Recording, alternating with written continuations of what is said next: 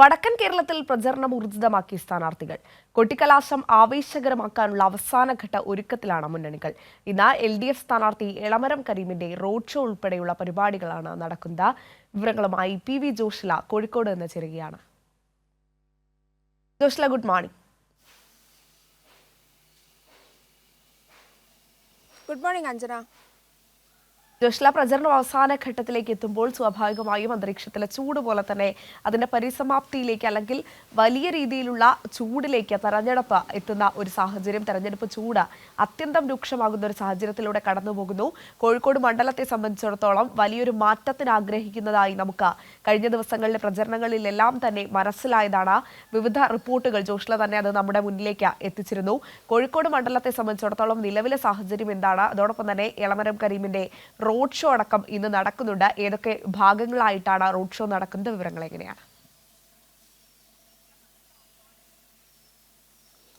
അഞ്ജന, കഴിഞ്ഞ ഒരു മാസക്കാലമായി ചൂടേറിയ അന്തരീക്ഷത്തിൽ വളരെ ചൂടേറിയ തെരഞ്ഞെടുപ്പ് പ്രചാരണ പരിപാടികളാണ് എല്ലാ പാർട്ടികളും, രാഷ്ട്രീയ പാർട്ടികളും സംഘടിപ്പിച്ചത്. പ്രത്യേകിച്ച് മലബാറിൽ കടുത്ത പോരാട്ടമാണ് നടക്കുന്നത്.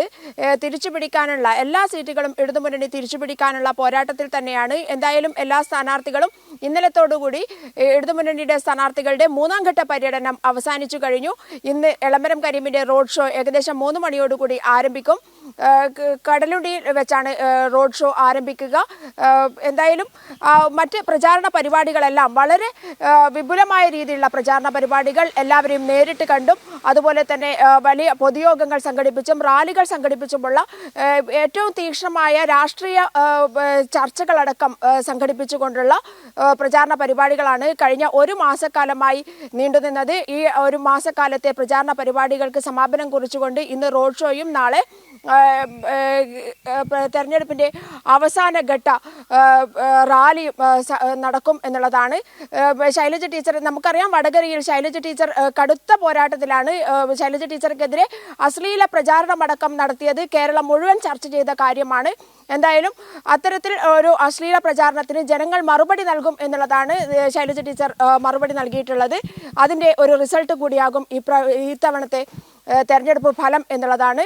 ശൈലജ ടീച്ചർ ഇന്ന് രാവിലെ വടകര മണ്ഡലത്തിൽ തന്നെയാണുള്ളത്, പ്രചാരണത്തിനായി വടകര മണ്ഡലത്തിൽ തന്നെയാണുള്ളത്. എളമരം കരീമിന്റെ റോഡ് ഷോ ഇന്ന് ഉച്ചയ്ക്ക് ആരംഭിക്കും. അതുപോലെ തന്നെ വയനാട്ടിൽ ആനി രാജ രാഹുൽ ഗാന്ധിയോടാണ് മത്സരിക്കുന്നത്. അതും വലിയ വിവാദ വിഷയമായി നിന്ന ഒരു കാര്യമാണ്. രാഷ്ട്രീയത്തിൽ ഏറെ ചർച്ച ചെയ്ത കാര്യമാണ്. രാഹുൽ ഗാന്ധിയുടെ മുഖ്യമന്ത്രിയെ എന്തുകൊണ്ട് അറസ്റ്റ് ചെയ്യുന്നില്ല എന്നുള്ള ചോദ്യങ്ങളടക്കം വലിയ ചർച്ചയായി മാറിയതാണ്. രാഹുൽ ഗാന്ധി ആരോടാണ് മത്സരിക്കുന്നത്? ഇവിടെ ഇടതുപക്ഷത്തോടാണോ അതോ വർഗീയതയോടെയാണോ മത്സരിക്കുന്നത്? യഥാർത്ഥത്തിൽ രാഹുൽ ഗാന്ധി വയനാട് മത്സരിക്കാൻ പാടുണ്ടോ എന്നുള്ള ചോദ്യങ്ങളടക്കം ഉയർന്നു വന്ന വലിയ രാഷ്ട്രീയ ചർച്ചകളായിരുന്നു മലബാറിൽ ഉണ്ടായിരുന്നത്. അതുപോലെ തന്നെ ഇലക്ട്രൽ ബോണ്ട്, പൗരത്വ നിയമ ഭേദഗതി, ഇതിലൊക്കെ തന്നെ കോൺഗ്രസിന്റെ നിലപാട് എന്താണ്?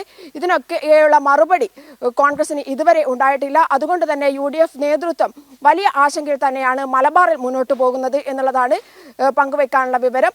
എന്തായാലും തീക്ഷ്ണമായ പോരാട്ടം തന്നെയാണ് മലബാറിൽ എല്ലാ സ്ഥാനാർത്ഥികളും കാഴ്ചവെക്കുന്നത്. ഇതിന്റെ റിസൾട്ട് ഇനി കാത്തിരുന്ന് കാണാം എന്നുള്ളതാണ്. അഞ്ജന.